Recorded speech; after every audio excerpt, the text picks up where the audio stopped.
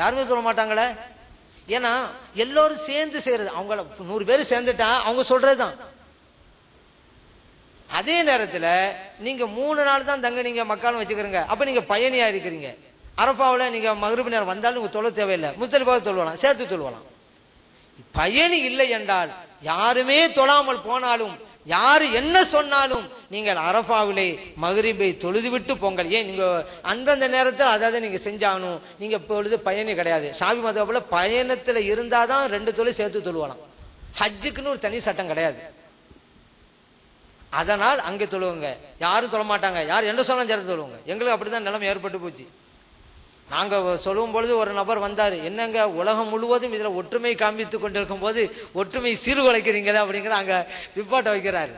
நான் சொன்னேன், ஒற்றுமைங்கிறது எதுலங்க, மார்க்கம் என்ன சொல்லுதோ அதை செய்வதில் பின்பற்றுவதில் தான் ஒற்றுமை காமிக்க வேண்டும் அப்படின்னு.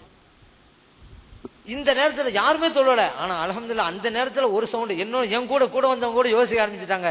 ஏன்னா எல்லாரும் இப்படி சொல்லும்போது இந்த அசத்து மட்டும் இப்படி சொல்றாரு, இவர் நம்பி மனசுல வசுவாது வரத்தானே செய்யும். அந்த நேரத்தில் அல்லாஹ் எனக்கு ஒரு ஹெல்ப் பண்ணான். கேரளாக்கார ஒரு கூடாரத்துல இந்த கேரளா சத்தம் பாங்க கேட்டுச்சு. சொன்னான், பாத்தீங்களா அப்படின்னு சொன்னான். அப்பதான் அவங்க அமைதி அடைஞ்சாங்க. சரி, இப்ப நம்ம முஸ்தலிஃபா வந்தாச்சு. 2 நேர தொழுகை மக்ரிபி ஷாஃபியும் சேர்த்து தொழுகிறாங்க ஹனபி மதத்தை சார்ந்தவர்கள். ஷாஃபியா இருந்தா பயணியா இருந்தா சேர்த்து தொழுவாங்க, இல்லாட்டி தனித்தனியா தொழுதுறீங்க. சரி, அந்த முஸ்தலிஃபா நம்முடைய டியூட்டி என்ன அப்படின்னு கேட்டா, அங்க இரவு தங்குறது. முஸ்தலிஃபால எங்க வேணுமான்னு தங்கலாம். அங்க மஷ்அருல் ஹராம்னு ஒரு இடம் இருக்குது, ஒரு மலையின் பேர் தான். அந்த இடத்துல இப்ப பள்ளியாசனம் கட்டி வச்சிருக்கிறாங்க. அந்த இடத்தில் தங்குவது ஏற்றமானது. ஏன் நபிகள் ஸல்லல்லாஹு அலைஹி அங்கதான் தங்கினாங்க. அந்த இரவு பெருநாளுடைய இரவுங்க. ஏன்னா 9ஆம் நாள் பகலுக்கு பிறகு வந்துட்டோம். அப்ப 10ஆம் நாள் நைட்டில் இருக்கிறோம். நமக்கு பெருநாள் இரவு. லைலத்துல் கத்ர் இரவை விட மேலான இரவு அது. லைலத்துல் கத்ர் இரவை நம்ம இங்க கண்டுபிடிக்க ரமலான்ல கடைசி 10 நாள்ல நம்ம போட்டி போடுறோம், முயற்சி பண்றோம். ஒற்றப்பட்ட இரவுகள்ல ஏதாவது ஒண்ணு கிடைச்சிடாதாண்டு உங்களுக்கு முடிவாகவே தெரியுது 10ஆம் நாள் லைலத்துல் கத்ர் இரவை விட சிறந்த இரவுன்னு சொல்லி. அப்படி ஆனா எப்படி அந்த இரவை நம்ம பயன்படுத்தணும் பாத்துக்கிறோம். திக்ரு, ஸலவாத், தல்பியா நிறைய சொல்லிக்கிட்டே இருங்க. நிறைய உங்களுக்கு என்னென்ன வேணும் கேளுங்க. ஏன்னா ஷைத்தான் தன்னுடைய தலையில புழுதியை வாரி கொட்டி கொண்டு ஓடிய காட்சியை ஸல்லல்லாஹு அலைஹி வஸல்லம் அவர்கள் பார்த்து சிரித்த இடம் அது. ஏன் எல்லாரும் மன்னிக்கப்பட்டுறாங்களே, அவன் உழைச்ச இதெல்லாம் வீணா போச்சாங்க. நம்ம சொல்ல 100 வருஷம் உழைச்சது வீணா போச்சேன்டா. 100 வருஷம் உழைச்சு கஷ்டப்பட்டான், என்ன கஷ்டப்படுவான், என்ன மன வருத்தப்படுவான். ஒவ்வொரு ஆளையும் பாவம் செய்ய வைக்க என்ன சிரமப்பட்டான். ஒரு நொடி பொழுது எல்லாம் போச்சே. அப்ப அவனோட முயற்சியில் வீணா போச்சு, எப்படி இருக்கும். அதனால் அந்த இடத்துல நம்ம என்ன கேட்கணுமோ கேட்கணும். இன்னொன்னு, அந்த இடத்துல தான் நம்ம கற்களை பொறுக்கிக் கொள்ள வேண்டும். அங்க போய் நம்ம கல் எறிவோம்ல, மினாவுல போய் ஷைத்தான்களும் கல் எறிய போறோம். அது பொறுக்கிற இடம் அங்கதான். மொத்தம் 70 கல்ல பொறுக்கிக்கணுங்க. ஏன்னா 10ஆவது அன்னைக்கு ஒரு இடத்துல தான் எறிவோம். பெரிய ஷைத்தானுக்கு ஜம்ரத் அக்கபாமாங்க, உருதுல படா ஷைத்தான் அப்படிம்பாங்க. அது ஒரு இடத்துல தான் 10ஆவது அன்னைக்கு எறிய போறோம். 7 கல்லு. பிற 11, 12, 13ல 3 இடத்துல சின்ன சைத்தான், நடு சைத்தான், பெரிய சைத்தான் அப்படிங்கிறது. இது நம்ம மக்களுடைய யூசேஜ்ல. ஆனா அரபில எல்லாம் அப்படியெல்லாம் பேர் வைக்கல. அரபில என்ன பேர் வச்சிருக்கிறாங்க, ஜம்ரத்துல் ஊலா, ஜம்ரத்துல் உஸ்தா, ஜம்ரத்துல் அகபா. முதலாவதா கல்லறியும் இடம், மத்தியத்தில் உள்ள கல்லறியும் இடம், கடைசியா உள்ள கல்லறியும் இடம் தான் அதுக்கு பேரு. நம்ம ஆளுக்கு அப்படி பேர் வச்சுக்கிட்டாங்க, சின்ன சைத்தான் பெரிய சைத்தான் சொல்லி. சரி, அப்ப 10 அன்னைக்கு கல்லெறிகிறோம்லங்க, அது ஒரு இடம் தான், 7 கல் எறிகிறோம். 11, 12, 13 3 இடத்துல எறியணும். ஒவ்வொன்றையும் 7 7. அப்போ 3 இடத்துல எரிஞ்சா 7 பண்ணா 21 ஆயிருது.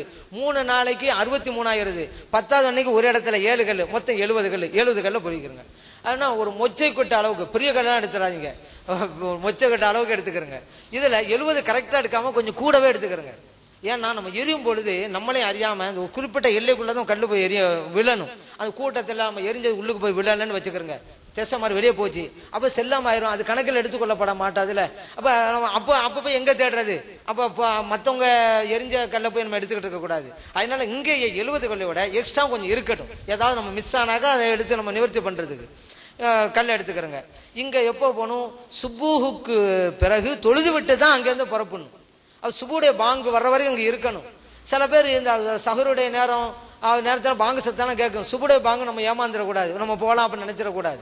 ஏன்னா அங்க பாங்கு சத்தம் கேட்டுக்கிட்டே இருக்கும். ஏன் தெரியுமில்ல, நம்ம சொன்னோம்ல, எல்லாம் அங்க வந்துதான் தொழுவாங்க மக்ரிப் இஷான்னு.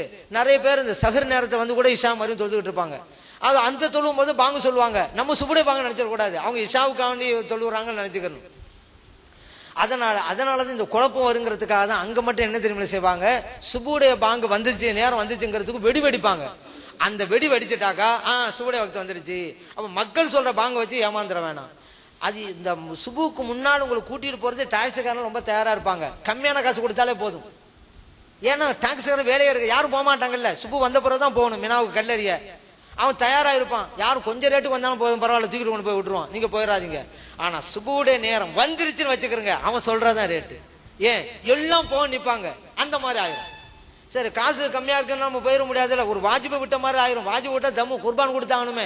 ஏன் சுபுடைய நேரம் வரைக்கும் அங்க தங்க ஆகணும். சுபுடைய தொழுகை அங்கதான் தொழுதாகணும். சுபு தொழுதுட்டு சூரியன் உதிக்கிறதுக்கு கொஞ்சம் நேரம் இருக்கு, ஒரு 2 ரக்காத்து நேரம் இருக்குன்னு வச்சுக்கிறங்க. சூரியன் உதிக்கிறதுக்கு ஒரு 2 ரக்காத்து நேரம், அதாவது 2 நிமிஷம் 3 நிமிஷம்னு வச்சுக்கிறங்க. அப்பதான் நீங்க அங்க இருந்து புறப்படணும். சுபு தொழுகை அங்கதான் தொழுவணும். அங்கிருந்து புறப்படுறது வண்டி வச்சும் போகலாம், நடந்தும் போயிடலாம். நடந்து போறதா இருந்தா போற வழியில வாதி முஹஸ்ஸர்னு ஒரு இடம் இருக்கு. அது எல்லாம் குறிப்பிட்ட அடையாளம் வச்சிருக்கிறாங்க. அந்த இடம் வந்தோடனே ஸ்பீடா போயிடும். ஏன்னா அது இந்த யானைப்பட்டாளம் அப்ரஹாம் அண்ணன் கொண்டு வந்தால காபாவை இடிக்க போறான் அடிக்க போறேன்ட்டு அல்லாஹு தாலா வந்து சின்ன பறவைகள் அபாபில் பறவை அழிச்சு யானை பட்டாளத்தை அழித்தொழித்தான்ல, அந்த இடம் அது.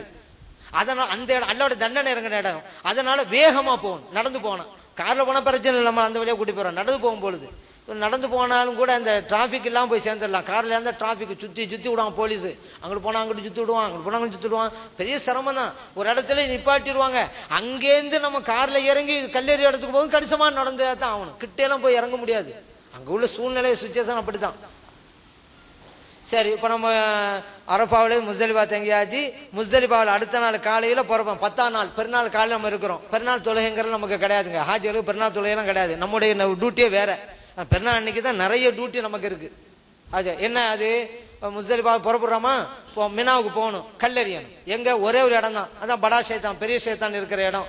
அதாவது கல்லெறிய முதலாவது இடம் இருக்கு, அதை விட்டுருங்க. 2வது இடம் அதையும் விட்டுருங்க. கடைசியா கல்லெறிய இடம் இருக்கு, அங்க போயிருங்க. அதான் கடைசி உள்ள, அங்க 7 கல்.